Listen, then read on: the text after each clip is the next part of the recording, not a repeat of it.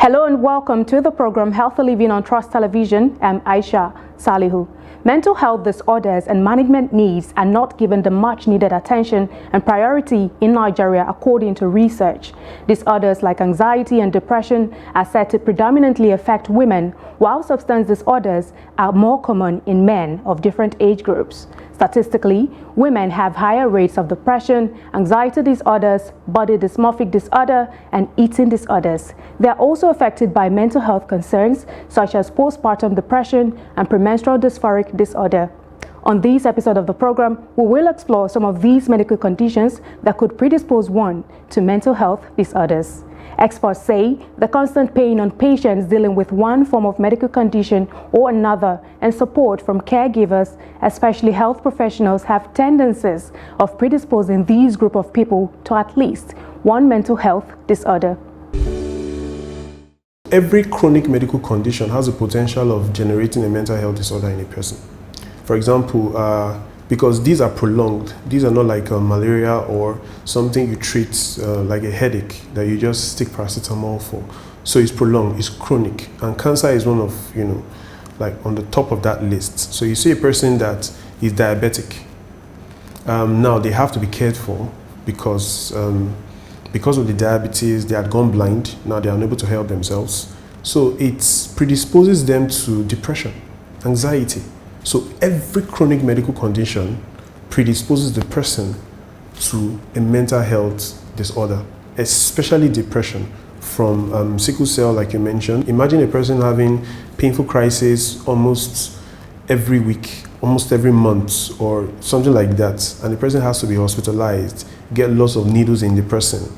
It definitely would predispose such a person to mental health condition like depression or anxiety. Regarding the caregivers, now a caregiver is someone that is responsible for, let's say, a sick person, right? So a huge part of their lives they spend with that sick person. Now it will predispose that person to feeling bad, a sad state, especially when it's a very challenging condition. For example, cancer, that a terminal condition, terminal state, or the kind of condition where the person knows that they would have to need help for the rest of their life, or almost the rest of their lives, right? So it's a burden because it weighs on that person, the caregiver, emotionally. It weighs on them psychologically, having to tend to a patient that is sick. It weighs on the person. That is why it will interest you to know that medical workers, medical healthcare professionals are among the highest of mental health disorders. Yes, because being around sick people, there is just no way it doesn't touch you, right? Now imagine if you had to take care of one person for a very long time, being around the person, seeing the person in pain, seeing the person unable to do things that we were able to previously do, it touches you somehow, So caregivers also have to watch their own mental health and check, how is this affecting me? What are my coping mechanisms? Generally, we know that 1 in 8 women would suffer from one common mental health disorders like depression and anxiety. 1 in 5 women actually, right? So 1 in every 5 women has a chance of coming down with depression or anxiety. That would be 1 in every 8 to 12 men, right? So we see the trend. Women, for example, there's more chances of developing anxiety, depression, while men have more chances of developing some mood disorders, right? Younger generations, there's increased chances of developing substance use disorders because we know the drug epidemic that is going right now all over the world. So we see these trends. Older people, for example, they have more chances of coming down with depression or anxiety, for example. So we see a difference in them. You are less likely to see an older person coming down with a substance use disorder, less likely, or it's there, right? And a woman coming down with some certain kinds of mental health disorders. So these are like some of the trends. Some are common with younger people, substance use disorders, for example, that trigger other mental health conditions that might have been on the line or in the family line. Because a lot of these predispose women to depression and anxiety, honestly. Hormones part of it, right? Biology is also part of it. And I think to a large extent, women tend to take on more emotional stress, or I would say, compared to men. So these are some of the things that predispose women to developing more anxiety and depression, for example. So societal pressure, we cannot remove that. Societal pressure, family pressure, like I said, biology, financial pressure. So when you aggregate all these things, they are like small triggers from different places that come together to make the person develop some kind of depression, right, or anxiety, or any other kind of mental health, so, or a nervous breakdown, right, or panic attack, for example. They are all combined. So there's societal pressure. You have to be at certain age. You have to be married at this age. Now you're getting close to that age and you don't even have a boyfriend, right? And the person is worried that how would I then, or family members are saying, you're not married yet. I recently had a lady send me a message on Instagram, and she was like, she's just 25 and she's feeling pressure to get married already. And she really is feeling pressure. So she's running into depression. There's panic there, there's anxiety there, because there's this expectation that she has imbibed that society wants from her, and she's unable to meet up. So by the time you combine that with financial goals that people have set for themselves, by this year I must save $500 million, I must make, and then you're unable to make those targets. It weighs on you, and a huge society putting the impact, the demands and expectations. These are all part of things that increase chances of someone developing a mental health disorder. I think we bottle things down a lot, and then it ends up imploding or exploding, especially in Nigeria. Nigeria was actually described as the happiest country in the world at one time, because people were always smiling, and we are described as suffering and smiling, right? Suffer and smile.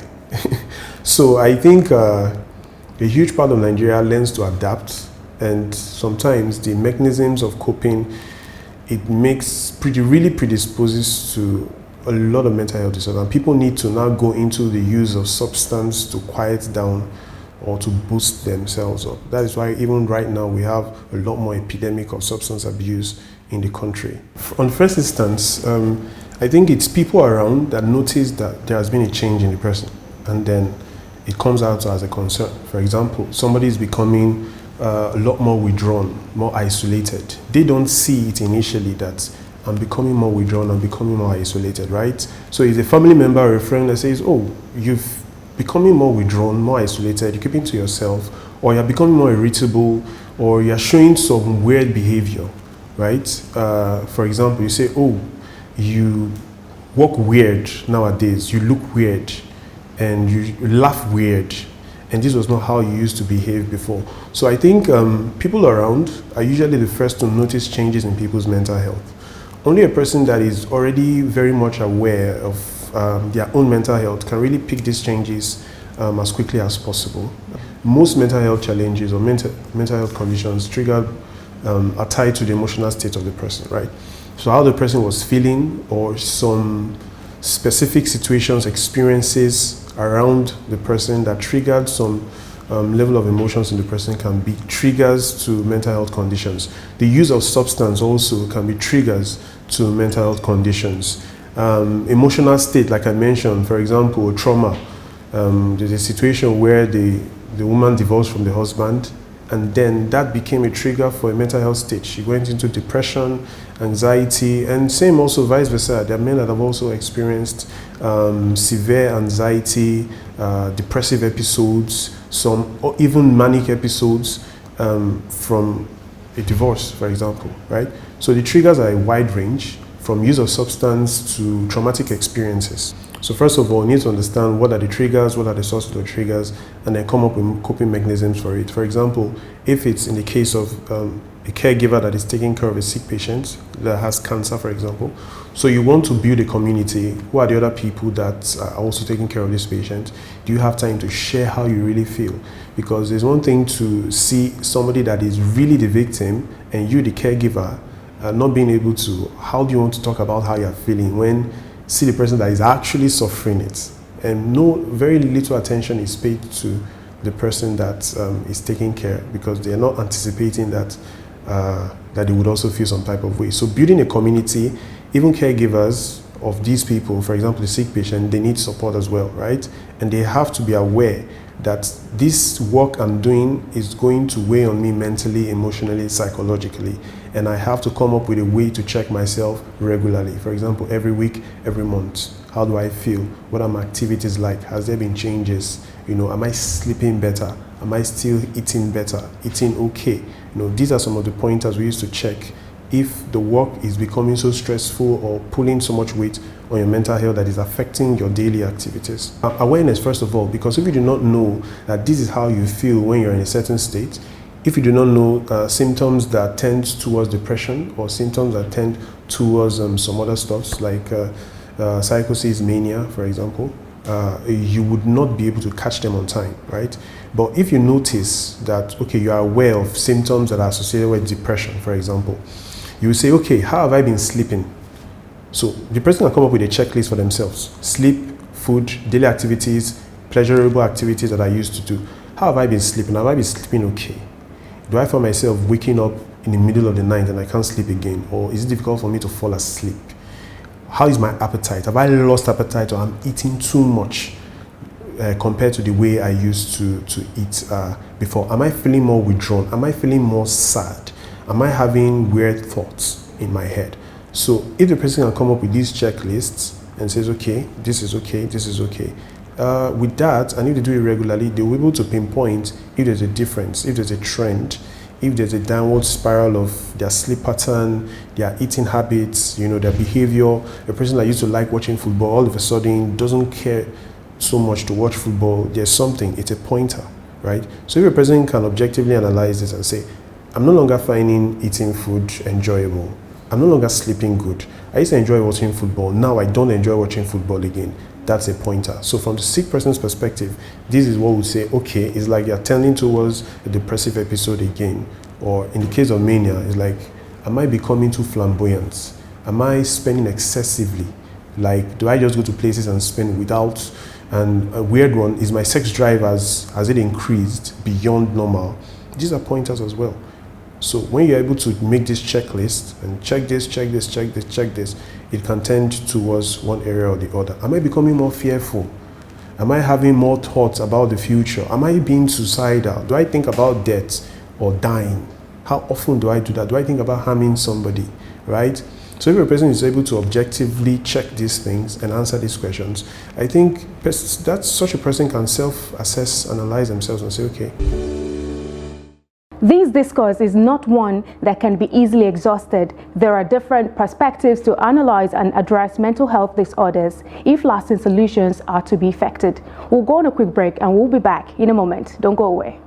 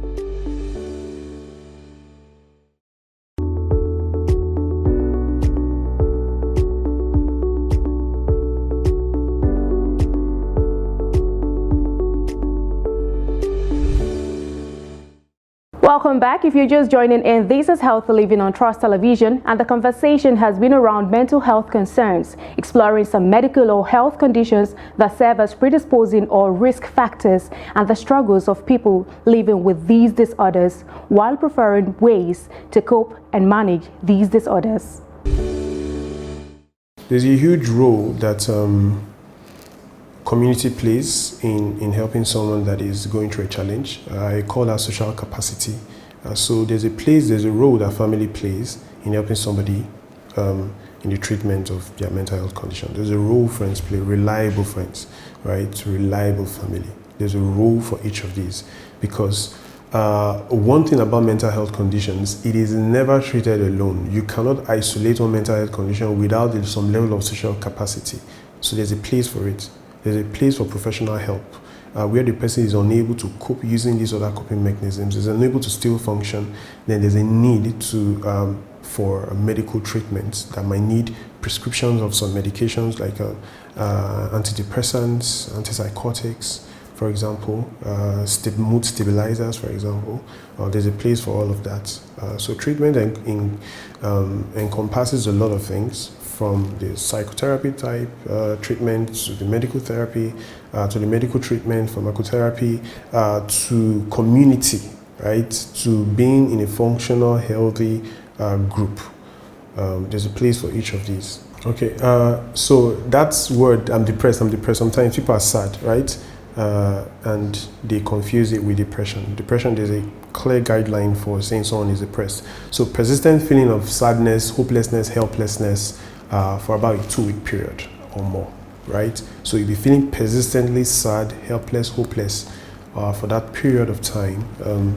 Yes, diagnosis of depression can be made. Although now, you shouldn't self-diagnose, because sometimes they are like, okay, why have you been feeling persistently sad or in quote-unquote depressed? You know, how's your mood been? There are a lot of other pointers. I've had with somatic symptoms as well.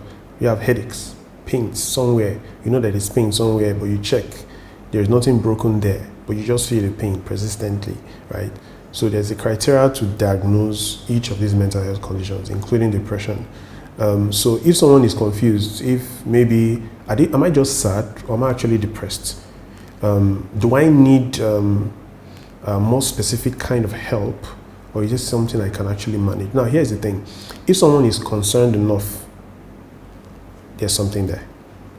That's the truth. If someone is concerned enough that they need to talk to somebody, then that person needs to be taken seriously. If somebody is saying, I have thoughts of killing myself, that needs to be taken seriously. Don't even say, you want to kill yourself because of man. No. Now, here's the thing. Those are pointers that need to be investigated to find out, okay, what is the root cause of this, the way you are feeling? Is this something that can be resolved through just having conversations, through behavioral therapy, where you are able to attack some of these negative thoughts, these negative automatic thoughts, or do you further need medications to help with that, right? So there's a place for medical diagnosis, and the person needs to talk to a professional actually. You cannot self-diagnose depression because you are sad. But yes, sadness and feeling of helplessness are one of the pointers of a person that is experiencing depression. People should know that if they're passing through some mental health challenges, they can get help, first of all. So it's awareness. I think there's very little awareness. I think recently President signed the Mental Health Act into law or something like that. So now the awareness is gradually increasing. It's gradually increasing. Regarding the staff, professionals, of course, Nigeria is going on a brain drain. Lots of medical practitioners, actually, clinicians, they are leaving. That's a fact, honestly, that's a fact. So do we have enough to cater for over 200 million people? I don't think we do, right? And there's also the awareness. Some people do not know that they can get help for some of these things. Regarding affordability, honestly, I'll be very blunt. Quality healthcare is not cheap. That's the truth. Quality healthcare is not cheap, especially when it comes to mental health. The drugs are very expensive. Some of the drugs are really expensive, right? So, but I believe that there are government hospitals that also provide these in a very subsidized way. but people are not aware. When people hear about government hospital, for example, Yaba Neuropsychiatric Hospital, people say, Yaba, mad people. So there is this stigma already too that prevents people from seeking help, right? So there's a stigma that we hope that gradually it starts reducing. People need to know that just the way you get malaria, right, or you have an infection and you take an antibiotics, and you take your anti-malaria, you have an headache, you take a paracetamol or a painkiller for a pain. Mental health challenges too, you also get help. You're sick, get treated, right? You shouldn't be weird about it. If you don't feel weird about having a headache, having malaria, don't feel weird about having a mental health disorder, having depression, having substance use disorder, right? Having mania, having bipolar, having ADHD. You shouldn't. You're just sick and you can get treated. And people, you do get treated. Every medication has the potential for abuse. People abuse paracetamol. People abuse antibiotics. People abuse Postinol, right? So every medication has the potential for abuse. That's the truth.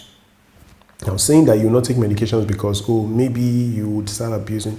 That is why taking such medications, especially medications in the area of mental health, should not be done without monitoring by a professional. Should not be done. In fact, most of the medications, you cannot get them in a pharmacy without a prescription because they are controlled substances.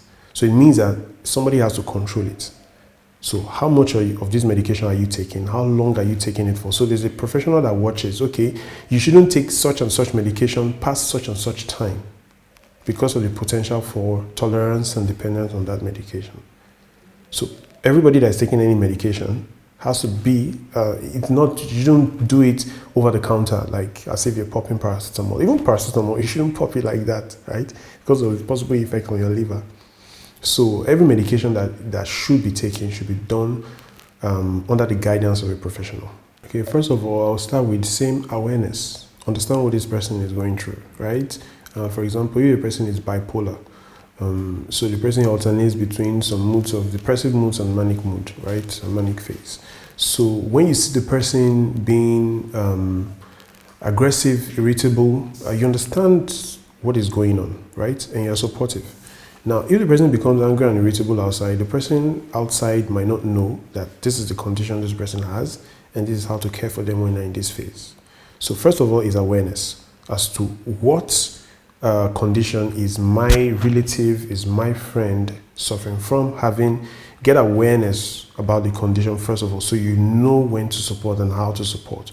You know when they're drifting and when they're okay, right? So it starts with awareness. And that open-mindedness, knowing that this person is sick, just like anybody that has malaria. This person is sick and they need care. And in the cases of places when they will need medications, they need medications. And you find that when people adhere to either psychotherapy and pharmacotherapy, you find that they're able to do life much better, right? Like I always say, I think this is my mantra. I have it almost everywhere, even in my statuses. It's okay not to be okay. Right? The fact that you're not okay doesn't mean there's something, profoundly wrong with you, and it's okay not to be okay. What's more important is that you're able to seek help. Know when to seek help. If you feel like you're not okay and you need to get help, feel free to go look for the help. Feel free to get the help. I'm glad that we are shining light on treatment for mental health conditions. A lot of people do not know that they can get this help. Some people prefer to go other places, go and pray for something that you need the medication for, and then so first of all, it's okay not to be okay, and it's okay to seek for help. Get help. It is important to seek help for any health concern, especially when an evidence of diagnosis points to a mental health disorder. Let us cancel the culture of stigmatization, silence, and undue suppression around mental health concerns. Sharing the story of your journey through discovery, struggles to support systems and management will help someone else who is yet to seek help. For comments, contributions, and suggestions on this episode, subscribe and follow us across all of our social media platforms. Join us again for another episode of the program Healthy Living on Trust Television. I'm Aisha Salihu. Thanks for watching.